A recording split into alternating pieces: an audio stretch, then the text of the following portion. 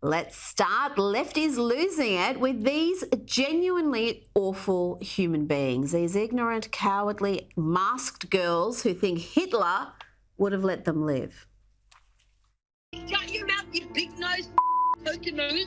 When someone is talking, you shut your mouth like the little that you are, and you stop talking. Hitler was a good man. Yeah, very good. What did Hitler ever do to you? Hitler. What did Hitler ever do to you? He killed my family. Killed your family. Long live Hitler. Hail Hitler. Hail Hitler. Hitler would have killed you too. Yeah. Only mistake he made is to finish you all off. I hope you have a slow and painful death. Hope you find peace. Just hideous, hideous. What can you say about that? Thanks to Daniel Braun for posting that clip. Now let's go to the UFC, and Trump again made a rock star entrance. The crowd reaction is the same, whether it's New York for UFC 295 last month or Nevada for UFC 296 a couple of days ago. Let's have a look.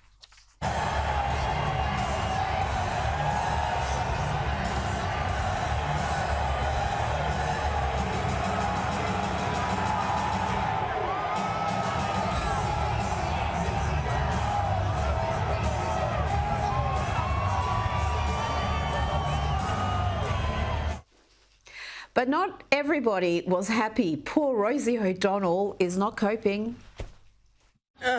Trump just arrived at the UFC 296, and I can't stand Donald Trump. And the one thing I hate about the UFC is that he ruins it every time he shows up. I mean, come on, Dana White, you got to do better. Dana White did do better. He banned some TikTok dweeb calling himself Neon from attending UFC after the boy called Neon made threats about harassing Trump. I'm gonna walk up, I'm gonna talk my to Trump, and then it's gonna be a very good experience. And I'm gonna talk shit. I don't care if the Secret Service is there. I don't give a I'm gonna talk so. Neon's not allowed in. What? They dropped your name specifically. Huh? They just dropped your name specifically, bro. They said Neon is not allowed in. In the stadium? Yes. What? He looks like he's 13. Oh my gosh. And Dana White was not apologising. Why would he? He said some stupid on Instagram, and, he bought tickets so he wasn't anywhere close. When you start saying stupid shit like that, yeah, you're probably going to get busted up and thrown out of here, making threats and talking dumb looking for clout. I believe he said he was going to... I don't care what he said. I think he said he was going to confront Donald Trump. I don't care what he said. Did he?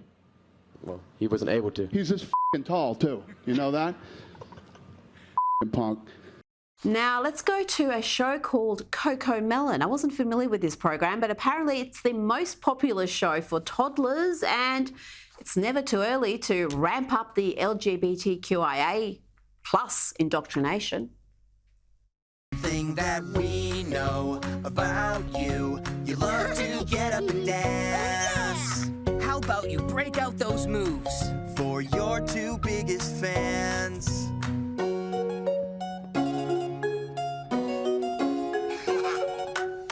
If you're not sure what to choose, think about all the things you like to do. Just be you. Just be me? Yep. When you're trying to decide, think about all the things you like to do. Just be you. Just be me. I am so sorry you had to watch that. I feel bad for doing that to you, but my God, what is wrong with people who produce this content? That's what you want to show toddlers? Now to an indoctrinator from Illinois obsessed with gender, telling other teachers to be more obsessed with gender too.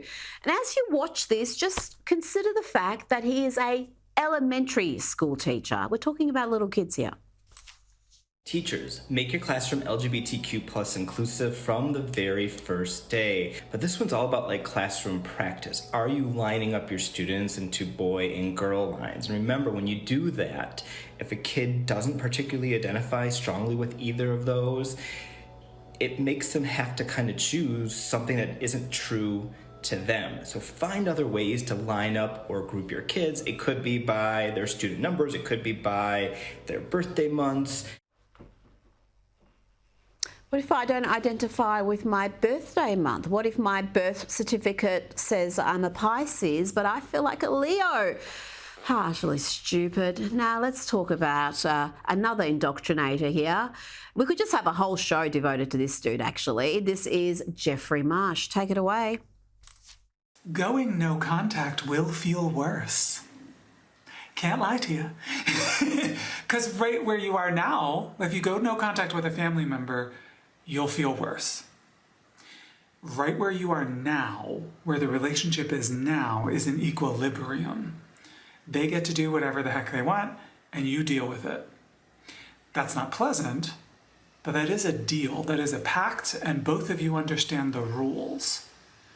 If you go no contact, the rules change, you're unmoored, there's no sense of safety and sense of place because the rules change. You change them, but the rules and the dynamic changes, and what comes in sometimes to flood that void is guilt. But eventually, the guilt subsides, you work through it, you're kind to yourself, and on the other side of the no contact guilt scenario is peace. That has nothing to do with the deal you're in now with that person. Now let's check in with the Queers for Palestine movement, or Chickens for KFC. So why was it important for you to come to the protest today? I came with Queers for Palestine. I'm a trans, non-binary person. I believe we're not free until everyone's free. Queer liberation, queer people live in Palestine.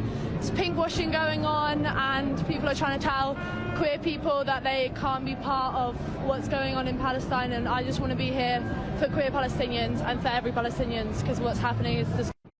Oh, love, if you weren't so utterly ignorant and self-involved, you'd understand why people are mocking your movement, even those who are pro-Palestinian.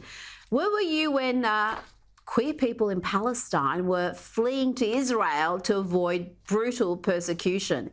If you don't understand that radical Islam has zero tolerance for your lifestyle, then frankly, you're too dumb to be part of any discussion. But that hasn't stopped Queers for Palestine shutting down Manhattan Bridge.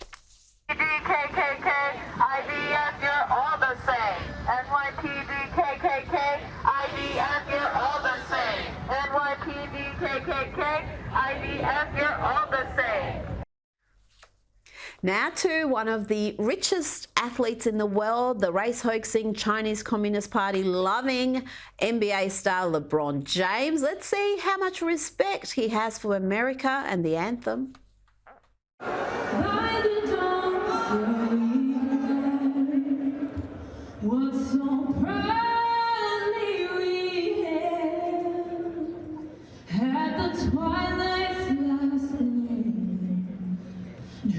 Broad stripes and bright stars through the perilous fight.